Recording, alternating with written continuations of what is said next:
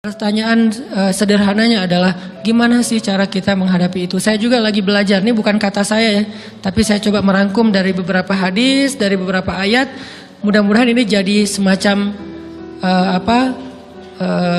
tips dari Allah, dari Rasul, cara kita supaya lebih sabar dalam menghadapi ujian, khususnya ujian perasaan. Pertama, saya mengambil dari hadis riwayat yang diriwayatkan dari Abu Hurairah, hadis Hasan. Nabi SAW mengatakan, "Ma yazalul bala'u bil mu'mini wal mu'minati fi nafsihi wa waladihi wa malihi hatta yalqallaha ta'ala wa ma 'alaihi khati'ah." Tidaklah seseorang selesai diuji, baik dia laki-laki orang yang beriman atau perempuan yang beriman, baik itu ujiannya terjadi pada dirinya atau melalui anaknya atau melalui hartanya, artinya ujian harta, ujian fisik, ujian perasaan, sampai dia bertemu dengan Allah dan dia tidak punya dosa. Apa maksud dari hadis ini? Ujian itu tidak akan berakhir kecuali kalau dosa kita sudah habis. Allah akan menguji kita terus untuk membersihkan diri kita dari dosa. Sehingga yang harus kita coba bangun awareness dalam diri kita kalau lagi diuji, Allah pengen membersihkan dosa saya nih. Sehingga kita ridho dengan ujian, bukan ikhlas ya. Kalau ikhlas ibadah, kalau ujian ridho, rela. Saya ridho ya Allah, walaupun ini berat. Saya ridho ya Allah, walaupun saya berharap Engkau beri jalan keluar. Saya ridho ya Allah, walaupun saya berharap ditolong oleh Allah. Tapi tetap ridho diberikan ujian itu. Sambil berdoa diberikan jalan keluar, ditolong, diberikan keajaiban. Cuman gak mau mengeluh. Dan berdoa meminta jalan keluar bukan mengeluh, itu ibadah. Berdoa itu ibadah dalam Islam. Sehingga Allah suka banget sama hamba yang berdoa. Allah suka dengan hamba yang curhat. Nabi itu kalau lagi curhat, doanya aja bisa berjam-jam cuma doa doang tuh. Kayak hadis Aisyah pas lagi cemburu malam-malam kan. Aisyah lagi tidur, ini jatah malamnya Aisyah. Tiba-tiba dia nyari-nyari raba-raba, Nabi nggak ada, dicari di kamar mandi nggak ada. Biasanya Nabi sholat di sebelah Aisyah. Wah, curiga nih, jangan-jangan ke rumah si Fulan. Dicari ke rumahnya, ditelepon nggak aktif, mungkin lagi dicas, datang ke rumahnya. Ketuk pintu. Hafsah, Nabi di rumah kamu nggak? Enggak Aisyah, beneran. Cari ke rumah Sofia. Sofia, Nabi di sini nggak? Enggak, beneran. Cari ke rumah Maria. Maria di sini nggak Nabi? Enggak. Kemana ya Nabi? Rumah istri-istri yang lain gak ada. Pas balik ke rumahnya, ngelewat masjid, ngelihat Nabi lagi sujud di Masjid Nabawi, di mihrab. Dan Aisyah mendengar Nabi menangis sambil berdoa. Dan sujudnya itu seperti membaca 1 juz Al-Quran. Dan itu isinya doa nangis. Robbi. Jadi kalau kita katakan gak usah banyak berdoa sama Allah, malu. Justru Allah suka kepada hamba yang berdoa. Justru sebaliknya, kalau kita jarang berdoa atau enggan berdoa, buat Allah itu orang sombong. Allah gak suka hamba kayak gitu. Kamu gak butuh saya, sama kayak kita lagi ada masalah, punya teman yang punya kelebihan harta, terus kita kayak bingung gitu nyari kesana kemari pinjaman, dia gak dikasih tahu. Pas dia tahu dari orang lain, dia ngomong apa? Kamu gak nganggap saya ya? Emangnya saya bukan teman kamu? Kok kamu punya masalah keuangan tapi saya gak dikasih tahu, malah saya tahunya dari orang lain? Tersinggung kan? Kalau teman kita aja tersinggung, apalagi Allah. Kamu punya masalah kok gak ngomong ke saya, wahai hambaku? Bukan berarti Allah gak tahu. Allah tahu, cuman Allah berhak, bukan ingin ya, berhak untuk dilibatkan. Allah berhak untuk dicurhatin. Allah berhak untuk dijadikan tempat kita untuk habis-habisan menangis dan melampiaskan masalah kita kepada Allah dalam bentuk curhat-curhat dan doa. Sehingga kalau kita berdoa, ya Rabbi, Allah langsung inni qarib, mendekat Allah kepada kita. Jadi teman-teman yang dirahmati Allah, kalau kita punya masalah, kita coba bangun awareness, oh Allah pengen membersihkan dosa-dosa saya nih. Terus kita berdoa, ya Allah bantu saya, ya Allah tolonglah saya, istighfar.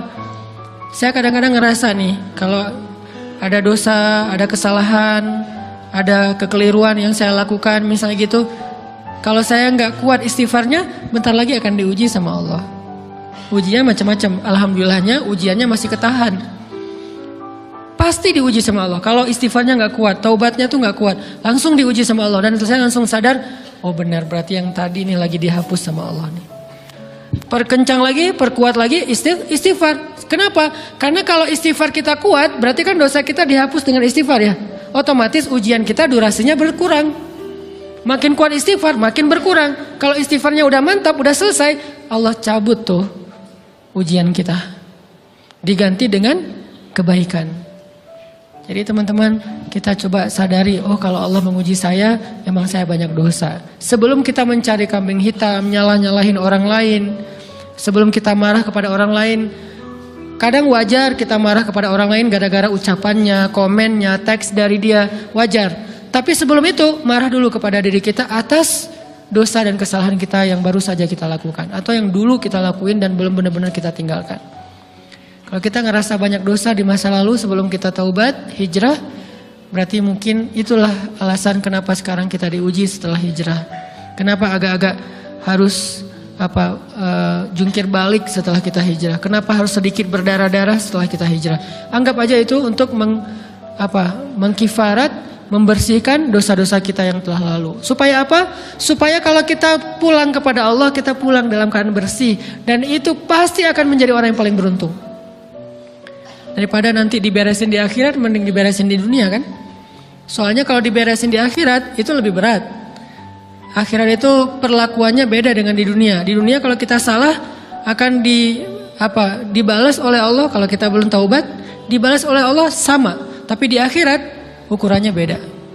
Sehingga heran ya, kalau ada orang yang merasa beruntung lolos dari hukuman dunia, dia pikir dia udah lolos dari hukuman Allah, mending dia beresin deh di dunia daripada nanti di akhir berlarut-larut. Itu bahaya banget. Kalau buat saya pribadi dan saya yakin teman-teman juga kayak gitu, gak mau ada masalah di akhirat, mending masalah di dunia aja. Tapi masalah di dunia juga kita gak mau berlarut-larut, pengen cepat dimudahin sama Allah. Caranya istighfar. Tidaklah Allah memberikan kepada kita ujian kecuali salah satu alasannya pengen menghapuskan dosa. Idza kathurat dzunubul 'abdi wa lam yakun lahu min 'amalin liyukaffiraha fabtalahu Allahu bil hazan liyukaffiraha. Kalau seorang hamba banyak dosa dan dia enggak cukup amal untuk mengkifarat dosa-dosanya, Allah akan menguji dia dengan rasa sedih, dengan rasa kecewa, dengan rasa berat, sakit hati untuk mengkifarat dosa-dosanya. Itu yang kita bangun. Sehingga kalau ada masalah sama orang lain, kita memperbaiki diri dulu. Bukan sibuk dengan kesalahan dia terus menerus yang gak mau kita maafin. Misalnya ada teman kita nih, jadi clash sama kita. Hal pertama yang kita bangun, astagfirullahaladzim, saya banyak dosa nih. Tapi kan yang salah dia, ya. Tapi mungkin dia nggak akan mengatakan kalimat itu, nggak akan bersikap kayak gitu kalau kita nggak punya dosa. Allah sengaja mengutus dia untuk menguji kita lewat kata-katanya, lewat perilakunya, karena kita punya dosa. Jadi penyebab pertama diuji itu bukan teman kita yang salah, itu penyebab kedua. Memang dia salah dan itu harus kita akui, realistis lah. Dia salah, dia nggak pas, dia nggak bijak, dia apa? Oke. Tapi yang mentakdirkan dia salah kepada kita, Allah Subhanahu wa taala. Kenapa Allah takdirkan gitu? Karena kita masih punya banyak dosa. Allah kirim kita ujian, bisa manusia, bisa alam, bisa dalam diri kita sendiri. Itu semuanya adalah cara Allah untuk menguji kita dan membersihkan dosa-dosa kita. Ini yang kita bangun pertama. Yang kedua, kata Nabi di dalam hadis Bukhari, "May yuridillahu bihi khairan." Yang terkenal kan yufaqihu fiddin, itu yang terkenal. Ternyata ada dua modelnya. Ada may yuridillahu bihi khairan yufaqihu fiddin. Siapa yang Allah pengen kasih dia kebaikan kebaikan, Allah akan buat dia mengerti halal dan haram. Itu berarti Allah sayang sama dia. Ini satu model hadis. Ada model yang kedua, mirip redaksinya. May yuridillahu bihi khairan yusib min. Hadis Bukhari. Siapa yang Allah pengen ngasih dia kebaikan, Allah uji. Hah? Kok gitu caranya? Ternyata kayak gitu rahasianya. May yuridillahu bihi khairan, may yuridillahu bihi khairan. Siapa yang Allah pengen ngasih dia kebaikan, Allah kasih dia musibah atau ujian. Kenapa bisa seperti itu, Ustaz?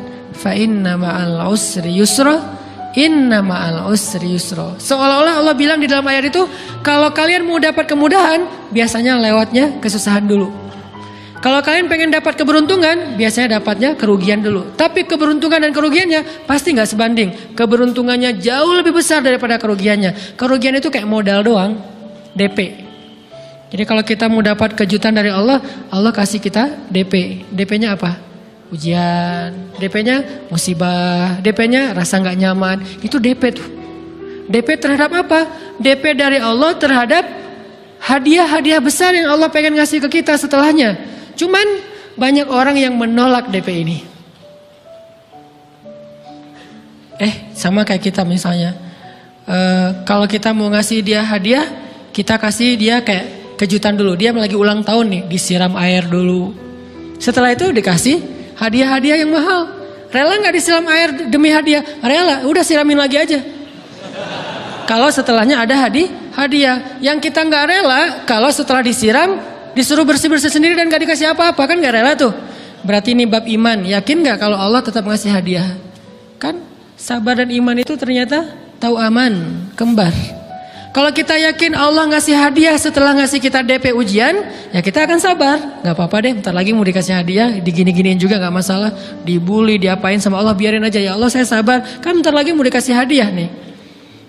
Ini masalah yakin. Tapi kalau kita gak yakin, apa sih maunya Allah gitu kan? Begitu kalimat ini keluar, maka yang muncul setelahnya adalah mengeluh, berputus asa, dan gak akan sabar menghadapi ujian. Ujian, kata Nabi, may yuridillahu bihi khairan, siapa yang Allah pengen kasih hadiah, siapa yang Allah pengen kasih kejutan, siapa yang Allah pengen kasih pertolongan, siapa yang Allah pengen kasih kebaikan, yusib min, Allah akan uji dia dulu. Ini sunnatullah. Sehingga kalau kita lagi diuji, yang kita lihat jangan ujiannya, apa setelah itu. Gimana ngelihatnya Ustaz? Gak kelihatan. Dengan mata hati. Istafti qalbak, tanya kepada hatimu, kelihatan gak? Dengan mata hati. Gimana ngelihat dengan mata hati? Dengan iman, saya percaya Allah pasti ngasih kebaikan setelah ini. Orang Allah sendiri yang ngomong, gak ada satu huruf pun di Al-Quran yang salah. Apalagi satu ayat, apalagi dua ayat. Fa inna ma'al usri yusra. Ditegesin lagi, inna ma'al usri yusra. Tapi usr dulu, baru yusr. Dikasih kesusahan sedikit, dikasih kemudahan yang banyak. Dikasih kesusahan sedikit, dikasih kemudahan yang banyak. Ini yang kita coba bangun, tajdidul iman. Bangun memperbaharui yakin. Sehingga ketika kita diuji, sedih, wajar. Mengaduh sedikit, bukan mengeluh ya. Kalau mengeluh kan nyalahin Allah. Kalau ngaduh, yang namanya orang dicubit kan, itu ngaduh. Tapi kalau, apa sih maunya Allah? Nah itu ngeluh. Antara mengadu dengan mengeluh berbeda. Mengaduh, itu manusiawi. Sedih, itu manusiawi. Air mata, bahkan bukan hanya manusiawi, itu rahmat dari Allah. Orang yang gak bisa menangis itu yang bahaya. Kalau kita masih bisa menangis, berarti kita masih peka hatinya. Bukankah anak kecil paling sering menangis? Berarti hatinya peka. Siapa lagi setelah ini anak kecil yang paling sering menangis? Cewek. Cowok itu emang gak punya perasaan, makanya jarang nangis. Cewek dikit-dikit nangis. Jangan bilang, cemen banget sih nangis, cengeng apa. Enggak, karena dia perasaannya lebih peka dari kita. Itulah kenapa Allah menitipkan bayi kepada perempuan. Kalau dititipin ke laki-laki hancur. Di balik kepekaan perempuan, di balik sensitifnya perempuan, di balik perasaannya yang luar biasa, di situ Allah Subhanahu wa taala menitipkan amanah, dia yang paling baik dalam merawat bayinya. Perempuan secara umum mungkin lebih banyak bicara daripada laki-laki ya. Walaupun ada orang yang perempuan pendiam banget, ada yang nggak ngomong sama sekali, misalnya diem-diem aja, ada.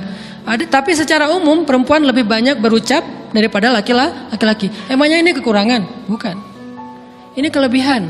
Kalau dia berikan itu dalam hal yang tepat. Apa yang tepat? Mendidik anak. Justru karena perempuan banyak ngomong, lebih baik dalam mendidik anak daripada laki-laki. Laki-laki itu kurang mendidik, kurang mengedukasi kepada anak dengan usia tertentu karena dia jarang memahamkan. Salah hanya marah, salah hanya ditegur. Kalau ibunya jelasin, gini sebelum tidur ibunya yang ceritain banyak cerita. Saya sendiri ngalamin. Sering mana seorang ayah sama ibu interaksi sama anak dalam bentuk verbal. Sering ibu. Jadi menangis itu rahmat dari Allah. Gak apa-apa, nangis aja. Dan itu tidak disebut mengeluh. Kamu kok nangis sih? Kan orang Islam harus sabar. Emangnya nangis dengan sabar itu bertolak belakang? Sabar tetap sabar, ya nangis jalan aja terus nangis. Nangis apa pakai nangisnya nggak cuma nangis doang, emotikonnya juga nangis, berderai-derai gitu. Sampai air matanya menggenang gitu kan ya. Boleh lah. Ditambah lagi dengan visual menangisnya, posting bahwa dia lagi tertusuk duri dengan postingan kaktus atau apalah. Dia pengen share ke semua orang bahwa saya sedang sedih. Sehingga nanti ketika ada orang yang menghibur dia dengan sedikit kata-kata yang sabar ya segala macam, wah makin berderai-derai. Itu belum jadi. Kecuali dia keluarkan kata-kata mengeluh, baru dia disebut orang yang banyak mengeluh, berputus asa. Kalau mengaduh wajar. Walaupun ada nabi udah diuji berat nggak mau mengaduh, apalagi ngeluh. Zakaria digergaji mengadu aja nggak. Kenapa? Karena kata malaikat kalau kamu mengadu sedikit aja, maka Allah Subhanahu Wa Taala akan menghancurkan kaum ini. Dia kasihan kepada kaumnya, nggak mau mengaduh. Satu-satunya orang yang kita tidak boleh mengaduh hanya orang tua. Atau itu mengeluh kalau untuk orang tua. Kalau yang lain nggak disebut mengeluh. Kalau ke teman, malas nggak apa-apa. Jangan sering-sering tapi. Apaan sih? Ke teman boleh. Tapi ke orang tua, saja itu bukan lagi mengaduh, itu sudah mengeluh. Khusus untuk orang tua. Kalau diantara manusia. Kalau kepada Allah dan Rasul, pastinya lebih dari itu. Ketika kita diam saja, tidak langsung beranjak sami'na wa ata'na labbaik ya rabbi wa sa'daik, enggak memenuhi panggilan Allah, itu sudah disebut bagian dari kufur ingkar. Tapi minimal kita mungkin masih mengaduh, kita masih menangis, kita masih lelah, kita masih merasa lemah, setidaknya kita tidak mengeluh. Kenapa? Kita percaya Allah kalau mau ngasih hadiah kepada hambanya, DP-nya itu ujian. Dan yakinlah hadiahnya minimal 10 kali lipat lebih baik daripada ujian itu. Minimal, karena nggak ada amal soleh yang dibalas di bawah 10 kali lipat tuh nggak ada. Amal soleh, amal ya bukan niat. Amal yang udah kita kerjakan minimal dibalas 10 kali lipat. Minimal, maksimalnya bighairi hisab, tanpa batas. Bighairi hisab, tanpa batas. Ada yang 700 kali lipat kayak sedekah. Tapi tetap aja ayat sedekah di akhirnya ujung-ujungnya apa? Bighairi hisab juga kan? Berarti sedekah itu minimal dibalas 700 kali lipat. Minimal. Kalau kita yakin. Selalu syaratnya kalau kita yakin. Dan saya ngebuktiin itu banget. Saya pernah ngalamin lagi jalan-jalan di sebuah kota yang ada becak kayuhnya, becak sepeda gitu ya. Jalan terus saya bilang, Pak berapa ongkosnya? 20.000. Udah naik aja 20.000. Karena kita keliling-keliling kota, ternyata saya jadi kasihan sama dia 20.000. Kasihan kan 20.000 dibayar keliling kota, walaupun pas mampir beberapa tempat mungkin dia dapat tips ya. Tapi saya nggak tega gitu, dia cerita tentang anaknya lagi sekolah, apa segala macam, makin bikin baper kan. Pas selesai, saya kasih dia 100.000. Dari 20.000 dikasih 100.000 karena kasihan. Dan saya yakin nggak mungkin sedekah itu sia-sia. Kan Nabi bersumpah kan, demi zat yang jiwaku di dalam genggamannya, tidak berkurang harta karena sedekah. Demi Allah kata Nabi, nggak berkurang harta karena sedekah. Berkurang harta karena belanja, ya. Berkurang harta karena pacaran, banget. Modal banget kan, apalagi buat cowok. Tapi berkurang harta karena sedekah, nggak mungkin kata Nabi. Demi Allah nggak berkurang harta karena sedekah. Berkurang harta karena istri, nggak. Karena memberi kepada istri itu pahalanya lebih gede daripada sedekah. Makanya ngemodalin pacaran setelah nikah itu tumbuh berkah. Modal pacaran sebelum nikah itu apes. Jadi kalau pengen modal nih, ngemodalin cewek, traktir, ngapa-ngapain, bayarin, jangan sebelum nikah. Sebelum nikah jadi orang pelit aja, nggak apa-apa.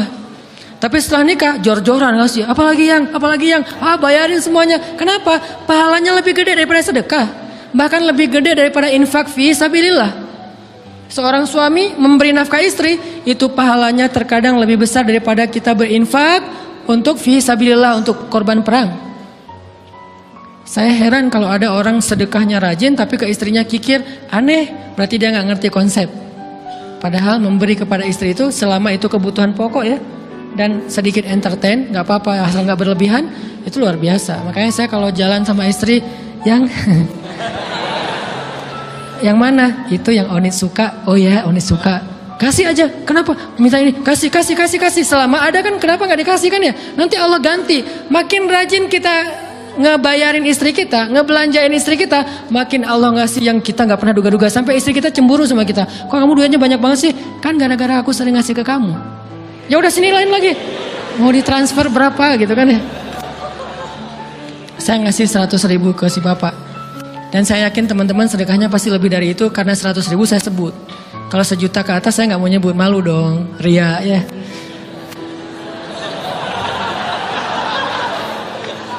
Sebenarnya nggak pernah sih. 100.000 deh, karena kan kecil. Saya kasih 100.000. Ternyata begitu saya kasih 100.000 dia doa. Nah ini nih pentingnya sedekah ke orang yang membutuhkan tapi nggak minta-minta. Dia tulus. Dia langsung doa, ya Allah Pak mudah-mudahan rezekinya lancar, berkah, bertambah dan segala macam, bahagia keluarganya. Doa-doa ini semuanya dikabulkan dalam hitungan hari. Pertama, bertambah bahagia rumah tangganya, dapat kecupan dari istri. Dia nganggap suami saya cowok banget sih. Mulai 1 nih. 2, demi Allah, selang 15 jam kalau nggak salah, karena waktu itu malam, besok paginya ada orang yang ngejar-ngejar saya pengen ngasih hadiah. Ustadz, saya pengen ketemu Ustadz. Maaf saya nggak bisa ketemu sekarang, lagi rush, lagi tight schedule gitu-gitulah, sosok gaya nggak jelas gitu ya. Terus Ustadz saya pengen banget ketemu, dia nggak ngomong pengen ketemu apa. Kalau dia bilang mau ngasih duit kan langsung saya prioritaskan kan ya. Berhubung dia nggak ngomong, ya udahlah, saya sosok jual mahal gitu. Tapi yang namanya rezeki kan gimana kita tolak dia datang kan. Saya nolak. Pokoknya sebentar aja 5 menit nggak akan ganggu waktu Ustadz. Ya udah besok pagi ya pas breakfast gitu. Pakai gaya-gaya dikit breakfast. Pas breakfast, oh ya siap Ustadz. Jam berapa? Jam 8. Udah janjian jam 8. Mungkin orangnya nih dengar live streaming, Pak jazakumullah khair jaza. Makasih banyak, mudah-mudahan Allah tambahkan rezekinya. Terus beliau besok mau flight ke luar kota jam 8. Akhirnya ngubungin lagi malamnya, Pak Ustadz maaf nggak bisa ketemu besok. Karena saya jam 8 itu jadwal terbang. Oh ya udah nggak apa-apa. Seneng dong saya nggak jadi ketemu kan. Tahu gitu kan nyesel saya tuh. Seneng. Besok pagi jam 6 Pak Ustadz. Alhamdulillah ternyata penerbangan saya di delay ke jam 11. Allah delay penerbangannya demi ngasih rezeki buat saya. Kan luar biasa kan. Nah, ini hikmah kepedean saya, kegeeran kepada Allah gitu. Di delay demi saya. Kan kadang-kadang GR ya di depan Allah ya. Robbi akroman kan gitu ayatnya. Allah memuliakan saya dengan istighfar tetap. Akhirnya saya bisa ketemu Ustaz. Saya nggak baca WA-nya, terlambat baca, baru baca jam 8. Dia udah mulai agak putus asa, kayaknya udah gak mungkin ketemu nih. Jam 8 pas saya baca, ternyata orangnya nggak di delay. Ya udah saya balas, ya udah sekarang saya tunggu ya jam 9. Maaf cuma sebentar. Nggak apa-apa Ustaz 5 menit. Datang dia, datang ngasih apa coba? Ngasih duit 200 juta. Demi Allah, cuman berselang beberapa jam saya tolak-tolak. Tahu gitu Pak, datang malam ini aja.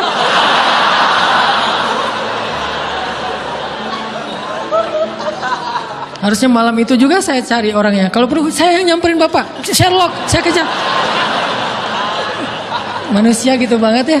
Tapi Masya Allah di situ saya jadi tahu, oh doa orang itu lebih akurat, lebih mantap, lebih diijabah daripada doa saya. Mungkin bukan karena sedekah, tapi karena doa setelah sedekah, ya Allah dan segala macam dimudahkan sama Allah. Itu luar biasa loh. Saya nggak percaya, saya pikir main-main. Orang nih iseng kayaknya pengen ketemu doang, pengen selfie. Ternyata pas saya cek, ditransfer, di capture, Ustadz udah ditransfer. Saya, jangan-jangan nih jebakan Batman gitu ya. Nyari-nyari sana segala macam. Alhamdulillah ternyata emang niat baiknya pengen. Alhamdulillah saya terkesan, saya dapat hidayah lewat Ustaz segala macam. Sekarang saya pengen membalas jasa Ustaz walaupun kecil 200 juta. Untung saya nggak kaget dan kemudian pingsan. Pak 200 juta stroke kan ya, bahaya. Lebih mahal dari 200 juta. Ini keajaiban ya teman-teman. Jadi kita tuh, saya kan sering bilang keajaiban itu terjadi tergantung tingkat iman. Bukan saya udah soleh banget, enggak. Saya belajar terus untuk yakin deh sama Allah. Modal kita tuh kan gini sebetulnya kan. Duit kita tuh banyak loh teman-teman, cuman gak disimpan di bank, gak disimpan di saku, disimpannya di sisi Allah. Bedanya apa sih? Kenapa kita kalau disimpan di bank tenang? Saya lagi punya duit banyak dari 100 juta, di mana? Di bank, aman. Kenapa kalau disimpan di saku aman, tenang? Kenapa kalau disimpan Allah nggak tenang? Kenapa kalau disimpan di Allah kita bilang nggak punya duit? Ini kan nggak fair sama Allah. Nggak punya duit nih. Siapa bilang nggak punya duit? Kan ada Allah. Tinggal minta sama Allah. Tapi nggak ada wujudnya. Tapi kan ada janjinya. Bukankah janji Allah lebih kuat daripada wujud? Bukankah iman harusnya lebih mantap daripada sesuatu yang konkret yang kita lihat? Ada duitnya di sisi Allah. Kenapa nggak dikasih? Karena kita belum butuh. Kalau kita yakin duit kita itu ada di Allah, tapi dikasihnya pas kita butuh. Begitu butuh ya Allah, langsung dikasih sama Allah. Itu banget benar-benar terjadi dalam kehidupan kita. Pasti kayak gitu. Tingkat tergantung kita yakin apa enggak. Nih, kalau Allah bilang may yuridillahu bihi khairan, Allah kalau pengen ngasih hadiah kepada seorang hamba, Allah kalau pengen ngasih kejutan kepada seorang hamba, yusib, Allah kasih dia ujian sedikit aja. Walanabluwannakum bisyai', sedikit, bisyai'im minal khawf wal ju' wa naqsim minal amwal wal anfus wath thamarat wa basyiris sabirin. Kami uji sedikit aja dengan rasa lapar, dengan rasa takut, dengan sedikit kekurangan ini dan itu, sedikit. Tapi wabasyiris sabirin, sampaikan kejutan kepada orang yang bersabar. Sampaikan kejutan kepada orang bersabar. Jadi bisa dibilang kejutan-kejutan hidup kita itu munculnya dengan iman dan sabar. Dengan iman dan sabar. Iman artinya yakin, husnuzon sama Allah. Ana inda dhanni abdi bi. Aku tergantung prasangka hambaku kepadaku.